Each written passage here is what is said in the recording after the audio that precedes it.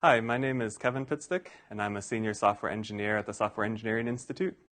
And today I will be presenting advancing algorithms for file deduplication across containers. So container images have risen in popularity in recent years and become a popular standard for packaging and distributing software applications, both in the cloud and at the edge. And because these container images are self-contained, they fit a deployment model where software can be packaged as containers in the cloud and then pushed to the edge devices for localized data processing. However, this introduces a problem where the self-contained nature of these container images can lead to storage waste. And this wasted storage can conflict with resource limitations that we see when processing at the edge. So the solution we're talking about today is to develop an automated technology that will minimize the storage size of a set of container images. And we believe that developers can use this process post-build, but prior to deployment to the edge. And the expected impact for this technology is to allow DoD organizations to field more capability per size, weight, and power, or as we like to call it, SWAP, and to do this at faster deployment speeds. Before we get much farther, I want to go over some background and talk about what we mean by storage waste in container images. If you look at the image on the right, you'll see image A, B, and C, and each of these images is composed of layers, and each layer is composed of files. Layers can be shared, such as the bottom layer labeled AC1 is shared between image A and image C. And as images are built, a series of commands are run, and each command creates a new layer and adds new files to the image. So they're built from bottom to top. So when we look at sources for storage waste, I'm going to start with what I call unused files. These are the files that are highlighted in blue. Development files is one example.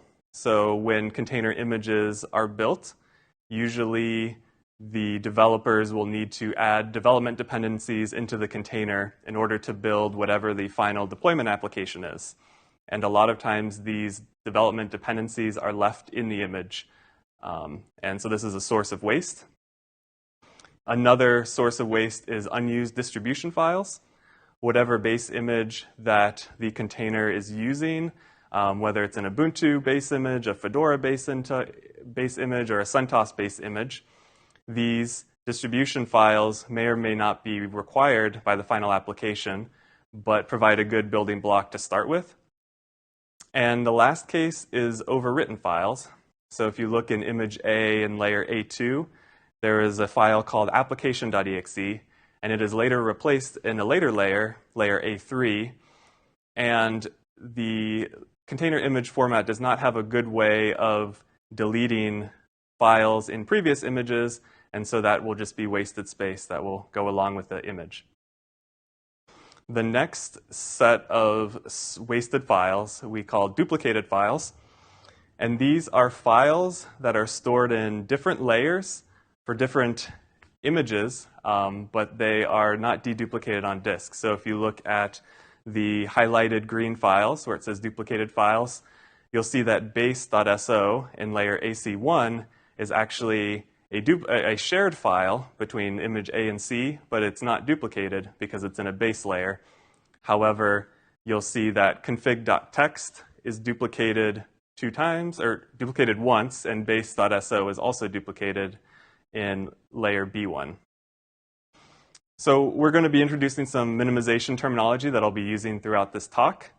The first term is pruning, and this is the removal of these unused files.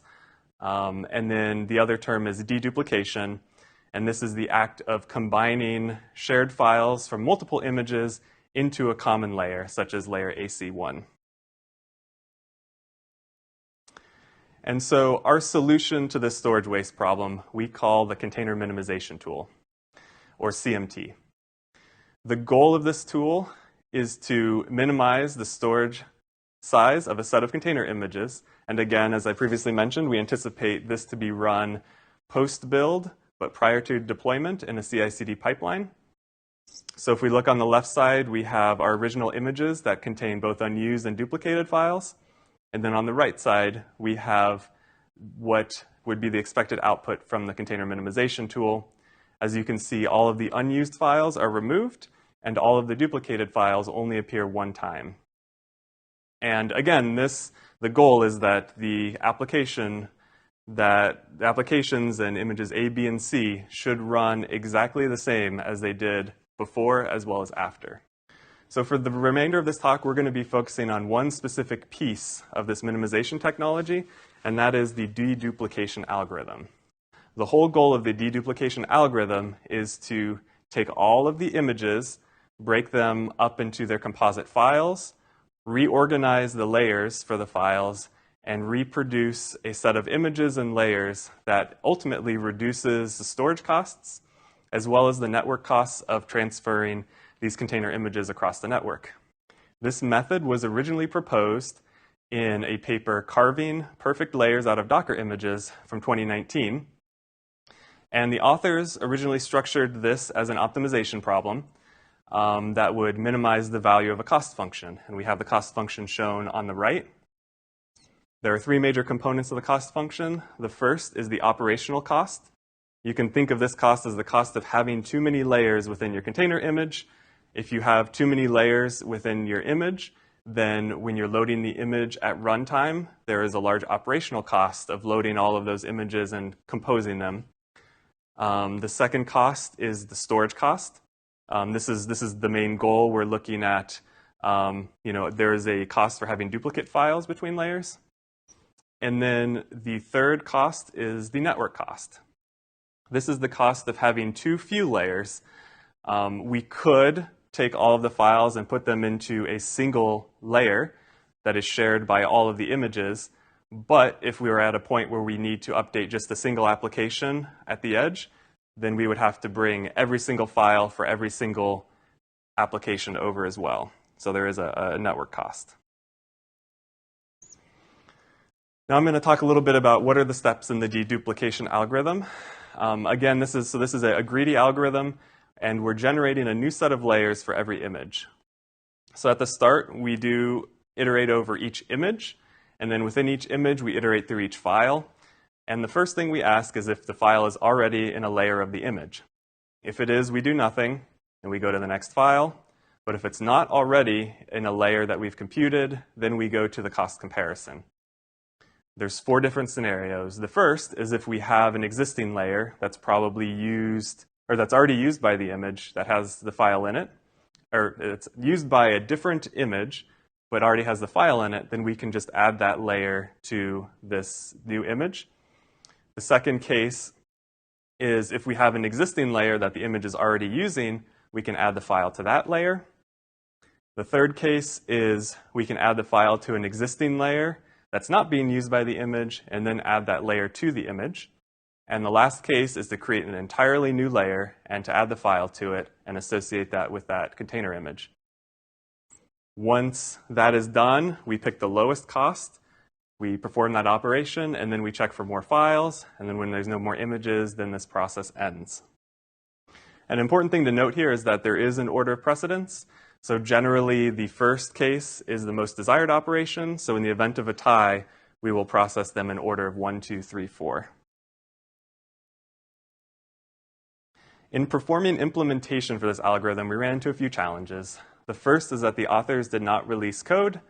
They did implement an abstract simplified algorithm, but they were not too concerned with the output of real images. They were more concerned with looking at the algorithm and how it performs. So there was some complexity of creating the final working images as well as getting the images into the algorithm that were not considered. The other piece is that the authors did seem to indicate that there might be some performance issues with the algorithm, but there were no specific benchmarks released on how long it takes to run the algorithm, and that's something we want to look into quite a bit. Getting into the implementation. So our goal is to create an end-to-end tool that performs this algorithm, and so the input to this particular tool pipeline is references to container images. So these are not the container images themselves, but you may point to a Docker registry. You may have an internal organization registry that you can point to You could even have tar files or the unpacked image on disk that you can load from. But either way, you need to point to the references so that the program knows where to get the images from. The next step is to convert these images into the OCI format. This is the Open Container Initiative format, and this allows us to maintain compatibility whether you're using Docker images or another container image format. Then the next step is to unpack those files to the file system, and we utilize two tools to do this from the open source community. There's Scopio that primarily does the conversion, and then Umochi, which does the unpacking and manipulation of the container on disk. The next stage is to run the deduplication algorithm that we've already discussed. There are a few options you have for optimizing things. You can change the file sorting order, which, as we'll discuss in some of the testing results, is actually very important. There's also an option to allow new files to be added into the container. This is disabled by default as it could change the operation of the final image, but it could potentially create a smaller storage size at the end. The next stage of the process is to create the final OCI images and to convert them back to their initial input format. So if you point to Docker images, the tool will create Docker images on the output. And again, we're leveraging those open source tools. And finally, you are left with the deduplicated container images, and the process ends. So now I would like to talk about some of the experiments. The first thing we were interested in was time profiling. So we wanted to measure the effect on the total number of files in the images for the deduplication. All of these tests were run with 2 images, an equal number of files per image, and each image only had 10 files duplicated, which, as we found through testing, actually having less duplicated files increases the overall runtime. So this is more on the worst case side. As you can see, the time for the algorithm itself ended up being about O of n squared when we did the calculation on that, on the number of files. It also is the stage of the process which takes the largest percentage of time, which is what we anticipated. And we did do quite a few optimizations and reduce the algorithm runtime by about 30 times from our initial implementation. And I believed in some results that are not on the slide, we've actually increased that even further. The next experiment is we're calling the deduplication evaluation. The idea of this experiment is just to measure the ability of the algorithm to deduplicate. So we want to make sure that it's doing the correct thing. And we have 2 images that we generate with a different percentage of duplicated files from 0 to 100%. The total number of files is 1,000 for all the experiments. And we're just making sure that the algorithm works as expected. And because you only have 2 images, it should be possible to achieve 0% duplication. And for all of the cases, it did, in fact, do that. All right, now on to the exciting ones. We're starting to test with real images. Again, we're doing time profiling and deduplication evaluation on these real test cases. The first test case is ClearML. ClearML is a machine learning platform tool that a lot of people use for experimentation. They have 5 unique images and 8 services, and between them there's around 4,000 shared files, but only 25 megabytes total, and of those shared files, all of them are duplicated on disk. The deduplication process for this ran in about 24 minutes on our server, and we did achieve full deduplication for this experiment, but we did find that if we processed the files alphabetically instead of order of most used, the results were quite a bit worse, and only about 2 megabytes were deduplicated. The next real-world example we want to look at is Stan's Robot Shop. This is an open source container project that shows taking multiple services and putting them together for a single purpose. In this case, we have 10 unique images, and each image fuels a unique service. This particular use case has a lot more files, about 200,000, and most of them, about half of them, are shared files. However, because of shared base layers, most of those files are not actually duplicated. There's only about 700 megabytes of duplication. We found that this use case was deduplicated in about 81 minutes, And again, we were able to achieve full deduplication when the files were processed in order of most used. And again, we saw that alphabetically sorting the files made the results a lot worse, and only 77 megabytes were deduplicated. Okay, so this is the what's the point, what's the use case? So who would benefit from this technology? We believe organizations that are deploying containers to very swap-constrained edge systems. So again, that size, weight, and power.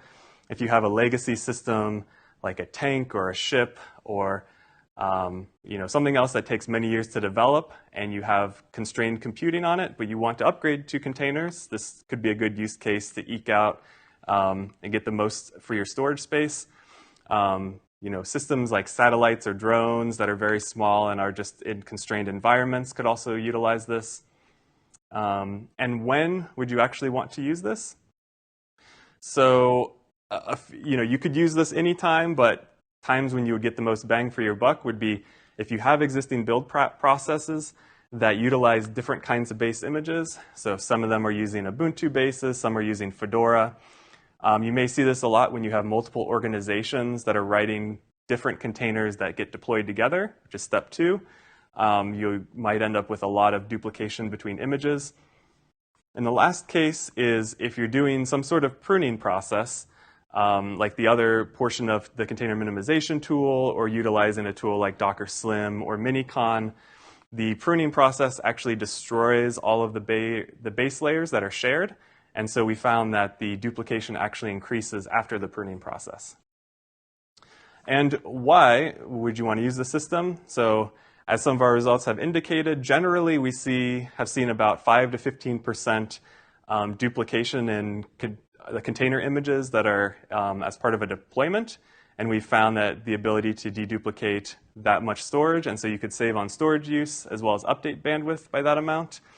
And then usually after the pruning process, we see as we mentioned, we see the duplication increase, so we would expect more of a 10 to 30% decrease in storage usage for pruned containers. As far as next steps for this project, for the algorithm itself, we would like to look at increasing the speed to accommodate larger sets of images. Since it is an O of n squared algorithm, we found that if you start to process 100, 1,000, or more images, the time really becomes just too much. And so using techniques like parallelization is something we want to consider, as well as optimize special cases. Imagine you're in a scenario where the developers are only updating a single image or a couple images at a time. Rather than having to recompute the algorithm over all the images, we could look at adding an optimized special case to update it more quickly.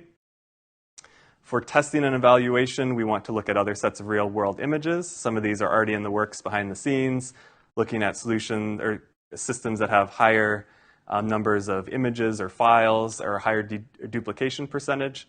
And finally, we do plan on releasing this code on GitHub and publishing results once we get everything through release review.